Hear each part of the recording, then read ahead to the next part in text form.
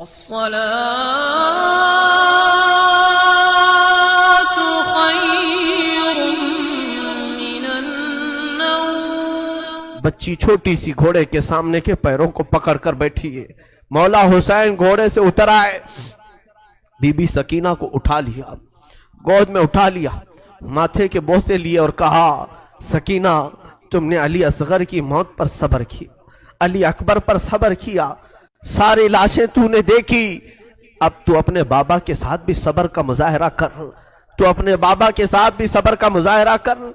Be be Sakina کو اسی طرح لوٹا دیا گیا، وہ خیمے میں جا کر حسرت بھری نگاہوں سے دیکھتی رہ گئی، چوکھٹ پر کھڑی رہ گئی۔ مولا حسین نے گھوڑے کو ایڑ لگائی، گھوڑا چھڑانگ لگاتا ہوا میدان کربلا میں اتر پڑا، اور جیسے ہی یزیدیوں کو للکارا، پھر ایک آخری خطبہ حسین ابن علی نے دیا۔ مولا حسین نے آخری خطبہ دیا، وہ خطبہ یہ تھا، حمد و صلات کے بعد آپ نے پکار کر کہا اے یزید کی طرف سے آنے والے لشکریوں، کیا تم میری حیثیت کو نہیں جانتے؟ اگر تمہیں معلوم نہیں تو اب بھی بہت سارے صحابہ ہیں جنہوں نے رسول کی زبان سے میری تعریف میں، میری فضیلت میں جو حدیثیں سنی ہیں بیان کریں گے، جاؤ تم ان سے سن لو۔ صحابہ اب بھی باحیات ہیں، کیا میں فاطمہ کا بیٹا نہیں ہوں؟ کیا میں حیدر کرار علی مرتضیٰ کا شہزادہ نہیں ہوں؟ کیا رسول اللہ نے میرے لیے یہ نہیں فرمایا کہ حسن و حسین جنتی جوانوں کے سردار ہیں؟ کیا تمہیں معلوم نہیں میرے آقا میرے لبوں کے بوسے لیا کرتے تھے، میری گردن کو سونگھا کرتے تھے؟ کیا میرا خون تمہارے لیے حلال ہے؟ یہ تقریر اتنی لمبی ہو گئی، حسین ابن علی کی اس آواز پر یزیدیوں میں سناٹا چھا گیا، کئی لوگوں کے آنکھوں سے آنسو بھی نکل پڑے، اور یزیدیوں میں جب یہ ماحول ہوا تو شمر ذی الجوشن عمرو بن سعد جو بدبخت ازلی تھے، انہوں نے بھڑکانا شروع کیا اور بیچ تقریر میں ہی امام کے تیر برسانا شروع کیا۔ حسین ابن علی رضی اللہ تعالیٰ عنہ کے درمیان تقریر آپ کے لبوں کی طرف تیر برسانا شروع کیا، کہا کہ بند کرو اب اپنا بیان، تقریر بند کرو، مقابلے کے لیے تیار ہو جاؤ۔ امام حسین نے دیکھا کہ یہ اب کسی طرح باز آنا نہیں چاہتے، میرا خون پی کر کے ہی انہیں سکون ملے گا، تو آپ نے پھر اپنی تلوار لہرائی، جو سامنے آتا تھا اسے کاٹتے چلے گئے، جو جس طرح سے آتا تھا اسے قتل کرتے گئے۔ حسین ابن علی اتنی مرتبہ خیمے کی طرف آتے تھے اور اپنی بیویوں کو دیکھتے اور پھر چلے جاتے تھے۔ یہ دوپہر کا وقت تھا، ظہر کا وقت قریب آیا، اور حسین ابن علی رضی اللہ تعالیٰ عنہ اندازہ کرے وہ 56 سال کی بڑھاپے کی عمر ہے، جو 3 دن سے پیاسا ہے، 3 دن سے بھوک کی شدت الگ ہے، اور پھر جو جوانوں کی لاشیں اٹھایا وہ الگ مسئلہ ہے، پیاس الگ ہے، بھوک الگ ہے، بیویوں کا رونا الگ ہے، انہیں بے بسی پر چھوڑ کر آنا یہ غم الگ ہے۔ ہم تو بے حال ہو جائیں گے، ہم تو غموں سے مر جائیں گے، اسی لیے صبر حسین پر میں سمجھتا ہوں دنیا کے کوئی شخص پہنچ نہیں سکتا، اس استقامت پر کوئی نہیں پہنچ سکتا۔ حسین ابن علی دوپہر کے وقت مولا حسین کربلا کے میدان میں گھر گئے، تنہا علی کا لال خاروں میں گھر گیا، وہ فاطمہ کا لاڈلا ہزاروں میں گھر گیا۔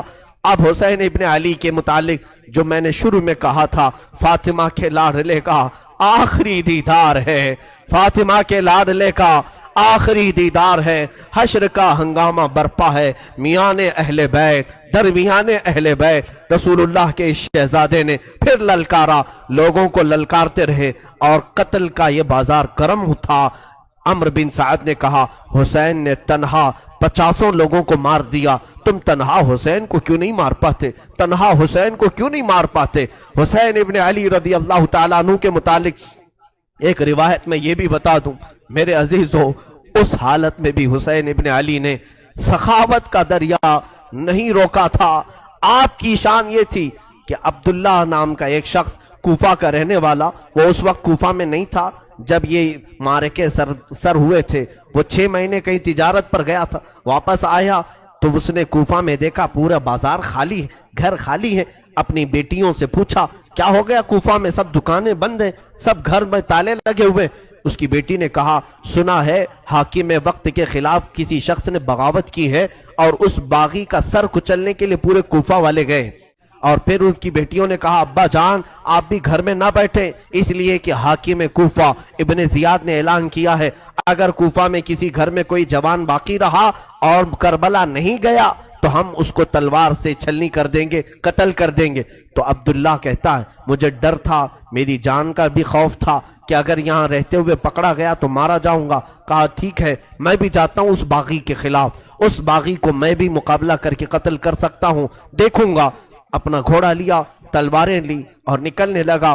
بیٹی نے کہا بابا جان بہت سارا لشکر گیا ہے اس باغی کو قتل کرنے کے لیے، آپ بھی اس لشکر میں مل جائیں، اور سنا ہے جنگ کے بعد مال غنیمت ہاتھ آتا ہے، مال غنیمت ہاتھ آتا ہے، جو بھی مال ملتا ہے وہ فوجیوں میں بانٹا جاتا ہے۔ بابا جان مجھے یمنی عقیق پتھر بڑا پسند ہے، یمن کا عقیق پتھر بڑا پسند ہے، اگر وہ مال غنیمت میں مل جائے تو لیتے آ جانا۔ عبداللہ اپنی بیٹی کو رخصت کر کے آیا۔ وہ کہتا ہے دوپہر کا وقت تھا جب میں کربلا میں پہنچا، یہ 10ویں محرم تھی، میں نے دیکھا ایک شخص گھوڑے پر بیٹھا ہے اور اس کے پیچھے 40-50 لوگ دوڑ رہے ہیں، کوئی ادھر سے آ رہا ہے، کوئی ادھر سے آ رہا ہے۔ میں نے لوگوں میں سے، کوفیوں میں سے ایک سے پوچھا کہ ایک ہی آدمی ہے؟ تم نے کہا تھا باغیوں کی جماعت ہے، ایک ہی آدمی ہے اور 50-50 لوگ اس کے پیچھے دوڑ رہے ہیں۔ لوگوں نے کہا ہاں وہ تنہا 50 پر بھاری ہے، کسی کے ہاتھ نہیں آ رہا، اکیلا تو اس کے سامنے کوئی جا ہی نہیں سکتا ہے۔ عبداللہ نے کہا میں نے یہ سن کر کے اپنا گھوڑا بھی دوڑا دیا کہ چلو اس باغی کو میں بھی دیکھتا ہوں۔ حسین ابن علی کو تنہا یہ یزیدی کتے کبھی ادھر سے دوڑا رہے تھے، کبھی ادھر سے دوڑا رہے تھے، تنہا فاطمہ کا لال تلوار لہراتا ہوا اور لوگوں سے مقابلہ کرتا ہوا میدان کربلا میں سرگرم ہے۔ عبداللہ کہتا ہے میں پیچھے گھوڑے کو دوڑاتا ہوا آیا، میں حسین ابن علی کے گھوڑے سے صرف 2 ہاتھ کے فاصلے پر رہ گیا تھا۔ حسین ابن علی پیچھے مڑتے ہیں اور کہتے عبداللہ اور قریب آ جا، عبداللہ اور قریب آ جا۔ میں ڈر گیا، یہ کون باغی ہے جو میرا نام بھی جان رہا ہے، میرا نام جانتا ہے؟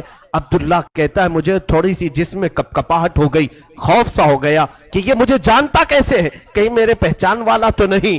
میں اور آگے بڑھ گیا، جیسے ہی میرا گھوڑا اس کے گھوڑے کے قریب لگایا، حسین ابن علی نے اپنی انگلی سے انگوٹھی نکال کر کے کہا جا تیری بیٹی نے یمنی عقیق جو مانگا تھا اسے دے دینا، اس میں نگ جو لگا ہے وہ یمنی عقیق کا ہے، یمنی عقیق کا نگ لگا ہے۔ کیا تو اپنے گھر سے نکل رہا تھا؟ تیری بیٹی نے عقیق نہیں مانگا تھا۔ عبداللہ کہتا ہے اسی دن مجھے احساس ہوا نبی کیا ہے، نبی کے شہزادے کیا ہے، نبی کا علم کہاں ہوگا۔ میرے عزیزوں، حسین ابن علی نے اس دن بھی سخاوت کے دریا کو روکا نہیں، اپنی انگوٹھی نکال کر جیسے ہی عبداللہ کو دیا، انہوں نے انگوٹھی جیسے لیا اور سلام کیا، کہا مولا حسین اب انگوٹھی لے کر جانے میں کیا مزہ ہے، میں تو اپنی جان تمہارے قدموں پر نچھاور کر کے جاؤں گا۔ یزیدیوں سے لڑتے لڑتے وہ حضرت عبداللہ بھی وہیں کربلا میں شہید ہو گئے، ان کے ہاتھ میں انگوٹھی ویسی کی ویسی رہ گئی۔ مولا حسین اس وقت بھی نوازنا نہیں چھوڑتے ہیں، عطا کرنا نہیں چھوڑتے ہیں، اسی لیے یہ سخاوت کا گھرانہ ہے، یہ سخی لوگوں کا گھرانہ ہے۔ اس گھرانے میں ان کی پرورش ہوئی ہے جہاں 5 دن بھوکے رہنے کے بعد بھی اگر کوئی فقیر آتا تو اسے یہ نواز دیا کرتے تھے، گھر کی ساری غذائیں دے دیا کرتے تھے۔ مولا حسین رضی اللہ تعالیٰ ان یزیدیوں کے جتھے میں ایسے گھر گئے تھے، دوپہر کا وقت آیا، اچانک آپ کو احساس ہوا جمعہ کا دن ہے، آج پوری دنیا میں میرے نانا کا خطبہ پڑھ رہے ہوں گے لوگ اور جمعہ کی امامتیں ہو رہی ہوں گی، مسافر پر جمعہ نہیں ہے لیکن جمعہ کے وقت کا احترام تو کرنا ہی چاہیے تھا۔ آپ نے ان سے کہا اے لوگوں، ہاں میں جانتا ہوں مسافر پر جمعہ نہیں، کیا اس وقت کا احترام بھی نہیں کرو گے؟ جنگ بندی نہیں کر سکتے، جنگ تھوڑی دیر کے لیے روک نہیں سکتے کہ اس وقت کا احترام باقی رہے؟ اسی اسنا میں آپ نے کہا 2 رکعت نماز پڑھنے کی اجازت مل جائے۔ اللہ اللہ، حسین تمہارے سجدوں کو سلام۔ دنیا آج بھی قتل ہونے والے سے آخری خواہش پوچھتی ہے تو آخری خواہش لوگ یہ بتاتے ہیں گھر والوں سے مل لوں گا، فلاں وصیت کر دوں گا، یہ جائیداد کے پیپر دیکھ لوں گا۔ ہماری وصیتیں، ہماری خواہشات دنیاوی ہوتی ہیں۔ مولا حسین نے آخر وقت میں اگر کوئی تمنا کی تھی 2 رکعت نماز پڑھنے کی، 2 رکعت نماز پڑھنے کی۔ یزیدیوں نے کہا کہ آپ نماز پڑھ لیں۔ گھوڑے سے ذوالجناح سے نیچے اترے تھے، مولا حسین رکعت نماز کی باندھ لی اور بالکل اطمینان و سکون کے ساتھ نماز پڑھتے رہے، کسی کا خیال نہیں کیا. وہ تلواروں کی جھنکار میں بھی خوف نہیں تھا, کوئی ڈر نہیں تھا. رکوع اطمینان سے ہو رہا ہے, سجدہ اطمینان سے ہو رہا ہے. پہلی رکعت بھی مکمل, دوسری رکعت میں گئے. عمرو بن سعد اور شمر ذی الجوشن نے پکار کر کے کہا, اے ظالموں, اب کیا دیکھتے ہو؟ یہ اچھا موقع ہے, اس حسین کا خاتمہ کر دو, یہیں پر اس کا کام تمام کر دو. خولی بن یزید نام کا ظالم بدبخت ازلی قریب آیا اور سر امام حسین پر چڑھ گیا. اللہ اللہ, لوگوں نے یہ تک لکھا ہے آپ کے زانو مبارک پر جب سجدے میں آدمی گھٹنے لگاتا ہے تو ایک شخص نے ان کی ران پر پیر رکھا, دوسرا گھٹنا حسین ابن علی کی پیٹھ پر رکھا, گھٹنا رکھ کر کے ان کے اوپر زور دیا. مولا حسین کی سر مبارک جب سجدے میں تھا, ایک ظالم وحشی نے اپنی تلوار سے آپ کی زلفوں کو ہٹایا, زلفوں کو ہٹایا. آپ کی زلفیں چہرے کا حالہ بنائی ہوئی تھیں, سجدے میں گری ہوئی تھی. حسین ابن علی نے ان کی آہٹ پا کر کے بھی سجدے سے سر نہیں اٹھایا, سر کا امام کا سجدے ہی میں رہا. یقیناً امام نے سوچا ہوگا اب سر اٹھائے تو ظالموں کے لیے کیوں اٹھائے, وہ سر ہی بہتر ہے جو مولا کے حضور جھک جائے اور اسی اسنا میں مولا کے حضور پہنچ جائے. ایک ظالم نے آپ کی گردن پر تلوار رکھی اور زور سے کاٹ دیا. اس پیاسے امام کو بنا پانی کے, بنا کسی کھانے کے ذبح کر دیا گیا. وہ ذبح عظیم ہے. مولا حسین تیری شہادت پر لاکھوں سلام. انا للہ و انا الیہ راجعون. کربلا میں ایک ہی قبر میں باقی 70 لوگ دفن ہیں اور حسین ابن علی رضی اللہ تعالیٰ عنہ اور ننھے علی اصغر ایک قبر میں دفن ہیں, اور قریبی تھوڑے فاصلے پر عباس علمبردار بھی دفن ہیں. وہاں پر برسوں ان کی قبریں رہی. آج تو وہ روضہ حسین لاکھوں لوگوں کے جمع ہونے کا مرکز بنا ہوا ہے, لاکھوں لوگ وہاں جمع ہوتے ہیں. اور پھر روضہ حسین سے ہم سب تبرک حاصل کرتے ہیں, لیکن اس جنگ کا نتیجہ کیا نکلا؟ لڑے تو حسین کو ختم کرنے کے لیے, لیکن کربلا پر آج بھی حسین کا ہی قبضہ ہے. آج جا کر کے دیکھیں تو جگہ جگہ وہاں پر حسین کے ہی نام ہیں. ہر دکان پر امام حسین کا نام, ہر علاقے میں امام حسین کا پرچم لگا ہوا ہے.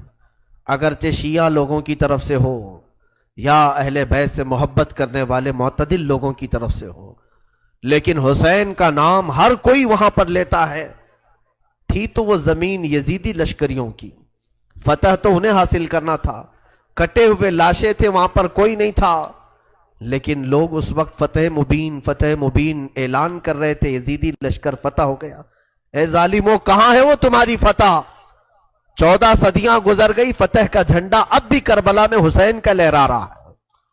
اور بلکہ کربلا نہیں, آج بھی ہمارے گھروں میں بچے پیدا ہوتے ہیں تو ہم میں سے آج تک کسی نے یزید نام نہیں رکھا, حسین نام رکھنے پر فخر کرتے ہیں. تم ڈھونڈو گے تو محلے میں کوئی نہ کوئی حسین تمہیں مل ہی جائے گا. لاکھوں حسین دنیا میں پیدا ہوتے رہے اور ہو رہے ہیں اور قیامت تک ہوتے رہیں گے, لیکن نہ یزید کی نسل باقی ہے, نہ ان لشکریوں کا کوئی نام لیوا باقی ہے. تو کیسی فتح تھی؟ وہ تم نے دنیا کے لیے لڑا تھا اور تم مال کے لیے لڑے تھے, اور مولا حسین صرف رضائے الہی کے لیے لڑے تھے, رسول پاک کی شریعت طاہرہ کے نفاذ کے لیے لڑے تھے.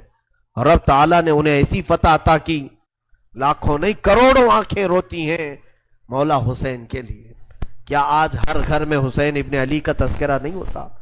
مائیں اپنے بچوں کو حسین کے واقعات نہیں سناتی؟ میرے عزیزو, اصل فتح تو یہ ہے جو حسین ابن علی کو حاصل ہے. دمشق کے بازار جہاں مولا کو نیزوں پر لایا گیا تھا, وہاں پر معلوم کیا کہ یزید کی قبر ہے کہاں, تو لوگوں نے بتایا کہ فلاں جگہ ایک دمشق کے لوگ کوڑا کرکٹ جہاں پھینکتے ہیں, کچرا پھینکتے ہیں, اسی کچرے کے اندر کہیں اس کی قبر ہے, لیکن کوئی نشان نہیں. تاریخ میں ہے کہ یہ جگہ قبر یزید ہے. اسے ایک بڑی بیماری لگی تھی, اس بیماری میں وہ مرا تھا. یزید کی قبر کچرے میں گم ہو گئی اور مولا حسین کی قبر لاکھوں کی ہدایت کا ذریعہ بنی.